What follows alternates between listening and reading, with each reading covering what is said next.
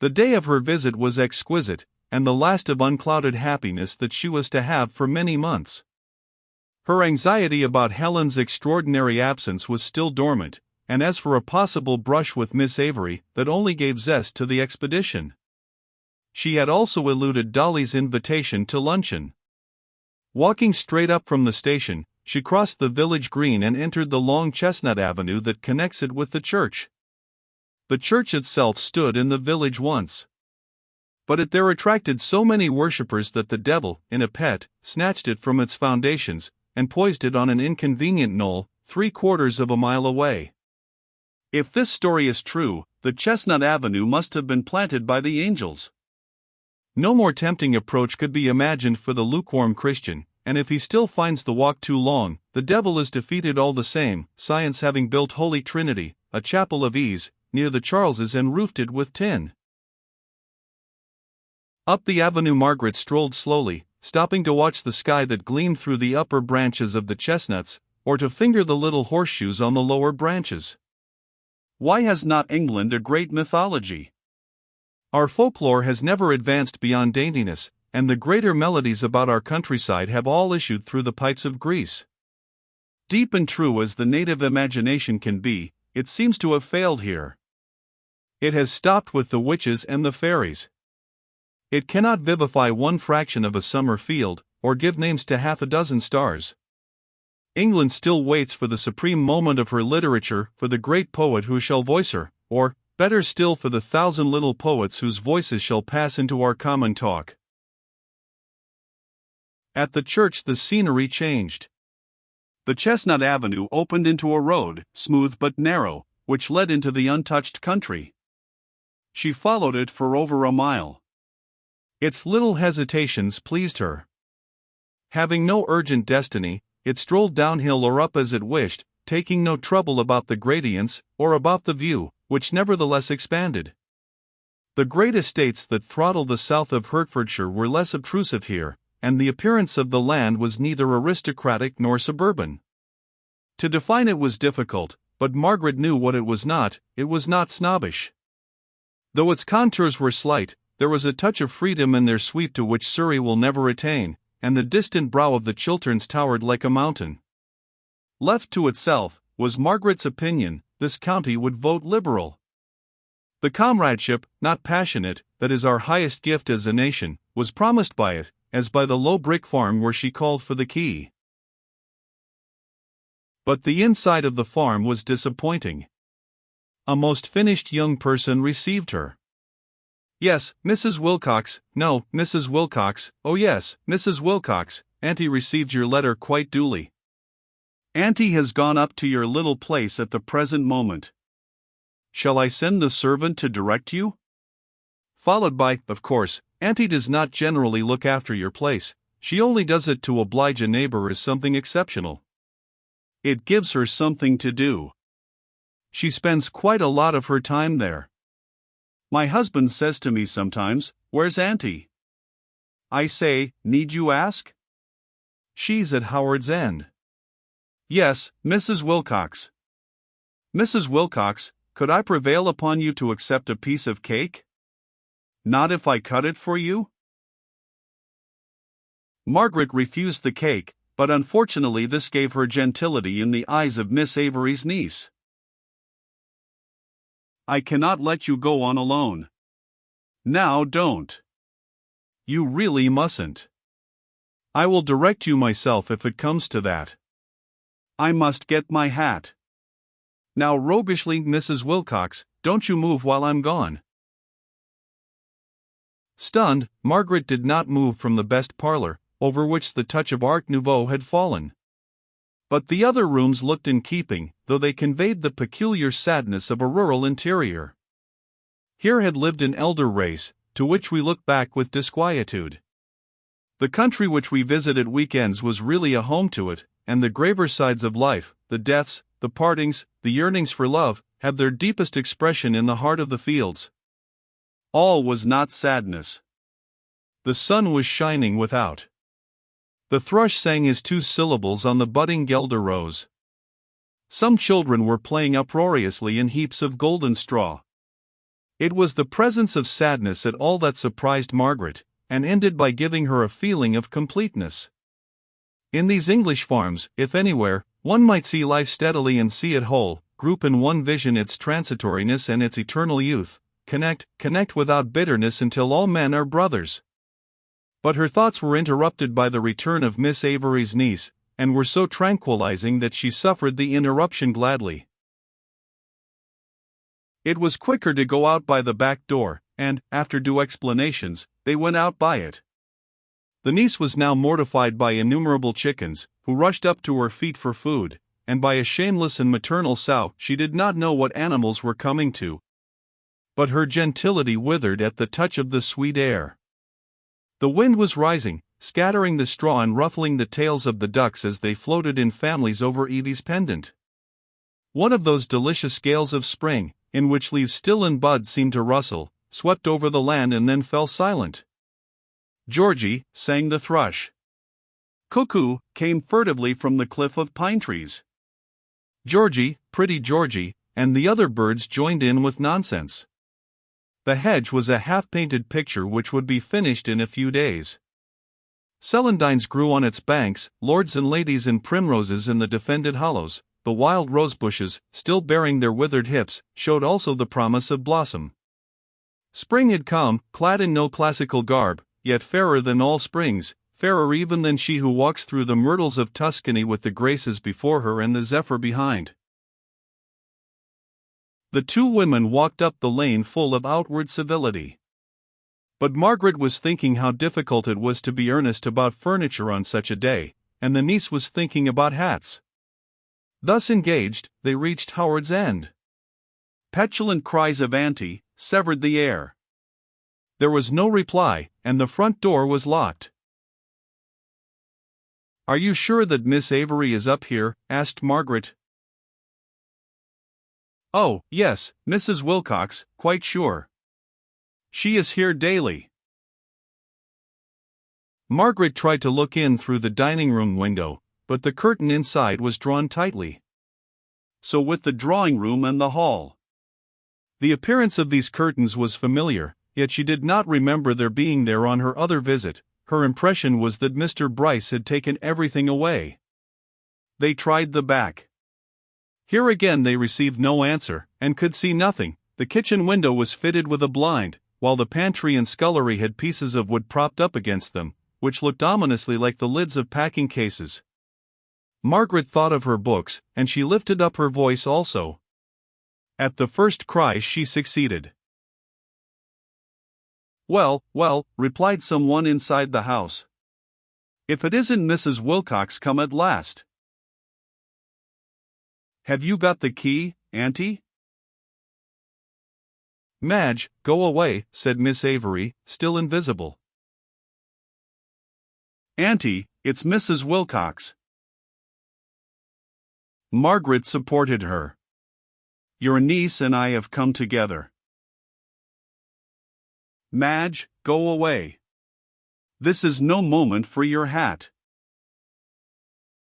The poor woman went red. "Auntie gets more eccentric lately," she said nervously.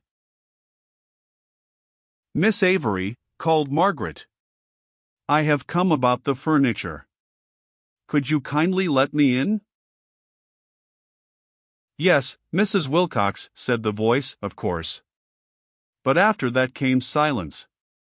They called again without response. They walked round the house disconsolately. "I hope Miss Avery is not ill," hazarded Margaret. "Well, if you'll excuse me," said Madge, "perhaps I ought to be leaving you now. The servants need seeing to at the farm. Auntie is so odd at times." Gathering up her elegancies, she retired defeated, and, as if her departure had loosed a spring, the front door opened at once. Miss Avery said, "Well, come right in, Mrs. Wilcox," quite pleasantly and calmly. "Thank you so much," began Margaret, but broke off at the sight of an umbrella stand. It was her own. "Come right into the hall first," said Miss Avery. She drew the curtain, and Margaret uttered a cry of despair. For an appalling thing had happened. The hall was fitted up with the contents of the library from Wickham Place. The carpet had been laid, the big worktable drawn up near the window, the bookcases filled the wall opposite the fireplace, and her father's sword, this is what bewildered her particularly, had been drawn from its scabbard and hung naked amongst the sober volumes. Miss Avery must have worked for days. "I'm afraid this isn't what we meant," she began. "Mr. Wilcox and I never intended the cases to be touched. For instance, these books are my brother's. We are storing them for him and for my sister, who is abroad. When you kindly undertook to look after things, we never expected you to do so much." "The house has been empty long enough," said the old woman. Margaret refused to argue. "I dare say we didn't explain," she said civilly. "It has been a mistake, and very likely our mistake. Mrs. Wilcox, it has been mistake upon mistake for 50 years. The house is Mrs. Wilcox's, and she would not desire it to stand empty any longer." "To help the poor decaying brain," Margaret said. "Yes, Mrs. Wilcox's house, the mother of Mr. Charles." "Mistake upon mistake," said Miss Avery. "Mistake upon mistake." "Well, I don't know," said Margaret, sitting down in one of her own chairs. "I really don't know what's to be done." She could not help laughing. The other said, "Yes, it should be a merry house enough." "I don't know, I dare say." "Well, thank you very much, Miss Avery." "Yes, that's all right." "Delightful." There is still the parlor. She went through the door opposite and drew a curtain. Light flooded the drawing-room furniture from Wickham Place. And the dining room. More curtains were drawn, more windows were flung open to the spring. Then through here, Miss Avery continued passing and reprising through the hall. Her voice was lost, but Margaret heard her pulling up the kitchen blind. "I've not finished here yet," she announced, returning. "There's still a deal to do. The farm lads will carry your great wardrobes upstairs, for there is no need to go into expense at Hilton." "It is all a mistake," repeated Margaret, feeling that she must put her foot down. "A misunderstanding. Mr. Wilcox and I are not going to live at Howard's End." "Oh, indeed. On account of his hay fever?" "We have settled to build a new home for ourselves in Sussex, and part of this furniture, my part, will go down there presently." She looked at Miss Avery intently, trying to understand the kink in her brain. Here was no maundering old woman. Her wrinkles were shrewd and humorous. She looked capable of scathing wit and also of high but unostentatious nobility. "You think that you won't come back to live here, Mrs. Wilcox, but you will." "That remains to be seen," said Margaret, smiling. "We have no intention of doing so for the present. We happen to need a much larger house. Circumstances oblige us to give big parties. Of course, someday, one never knows, does one?" Miss Avery retorted, "Someday. Pshaw! Pshaw! Don't talk about someday. You are living here now." "Am I?" "You are living here, and have been for the last 10 minutes, if you ask me." It was a senseless remark, but with a queer feeling of disloyalty Margaret rose from her chair. She felt that Henry had been obscurely censured. They went into the dining room, where the sunlight poured in upon her mother's chiffonier, and upstairs, where many an old god peeped from a new niche. The furniture fitted extraordinarily well. In the central room over the hall, the room that Helen had slept in 4 years ago, Miss Avery had placed Tibby's old bassinet. "The nursery," she said. Margaret turned away without speaking. At last everything was seen. The kitchen and lobby were still stacked with furniture and straw, but, as far as she could make out, nothing had been broken or scratched. A pathetic display of ingenuity. Then they took a friendly stroll in the garden. It had gone wild since her last visit. The gravel sweep was weedy, and grass had sprung up at the very jaws of the garage. And Evie's rockery was only bumps. Perhaps Evie was responsible for Miss Avery's oddness. But Margaret suspected that the cause lay deeper, and that the girl's silly letter had but loosed the irritation of years. "It's a beautiful meadow," she remarked. It was one of those open-air drawing rooms that have been formed, hundreds of years ago, out of the smaller fields. So the boundary hedge zigzagged down the hill at right angles, and at the bottom there was a little green annex, a sort of powder closet for the cows. "Yes, the matey's well enough," said Miss Avery, "for those, that is, who don't suffer from sneezing." And she cackled maliciously. "I've seen Charlie Wilcox go out to my lads in haytime. Oh, they ought to do this, they mustn't do that, he'd learn them to be lads." And just then the tickling took him.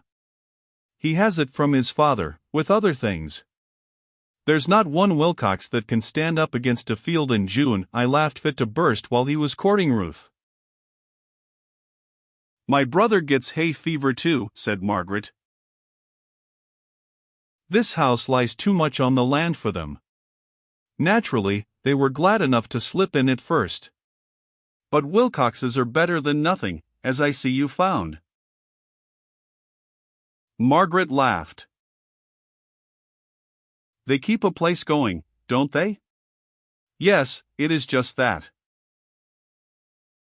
They keep England going, it is my opinion."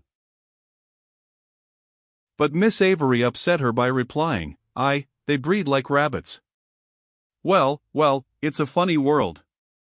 But he who made it knows what he wants in it, I suppose. If Mrs. Charlie is expecting her fourth, it isn't for us to repine." "They breed and they also work," said Margaret, conscious of some invitation to disloyalty, which was echoed by the very breeze and by the songs of the birds. "It certainly is a funny world, but so long as men like my husband and his sons govern it, I think it'll never be a bad one, never really bad." "No, better and nothing," said Miss Avery, and turned to the wych elm. On their way back to the farm she spoke of her old friend much more clearly than before. In the house Margaret had wondered whether she quite distinguished the first wife from the second. Now she said, "I never saw much of Ruth after her grandmother died, but we stayed civil. It was a very civil family. Old Mrs. Howard never spoke against anybody, nor let anyone be turned away without food. Then it was never trespassers will be prosecuted in their land, but would people please not come in? Mrs. Howard was never created to run a farm." "Had they no men to help them?" Margaret asked. Miss Avery replied, "Things went on until there were no men." "Until Mr. Wilcox came along," corrected Margaret, anxious that her husband should receive his dues. "I suppose so, but Ruth should have married it. No disrespect to you to say this, for I take it you were intended to get Wilcox anyway, whether she got him first or no." "Whom should she have married?" "A soldier," exclaimed the old woman. "Some real soldier." Margaret was silent. It was a criticism of Henry's character far more trenchant than any of her own. She felt dissatisfied. "But that's all over," she went on. "A better time is coming now, though you've kept me long enough waiting. In a couple of weeks I'll see your light shining through the hedge of an evening. Have you ordered in coals?" "We are not coming," said Margaret firmly. She respected Miss Avery too much to humor her. "No. Not coming. Never coming. It has all been a mistake. The furniture must be repacked at once, and I am very sorry, but I am making other arrangements, and must ask you to give me the keys." "Certainly, Mrs. Wilcox," said Miss Avery, and resigned her duties with a smile. Relieved at this conclusion, and having sent her compliments to Madge, Margaret walked back to the station. She had intended to go to the furniture warehouse and give directions for removal, but the muddle had turned out more extensive than she expected, so she decided to consult Henry. It was as well that she did this. He was strongly against employing the local man whom he had previously recommended, and advised her to store in London after all. But before this could be done, an unexpected trouble fell upon her.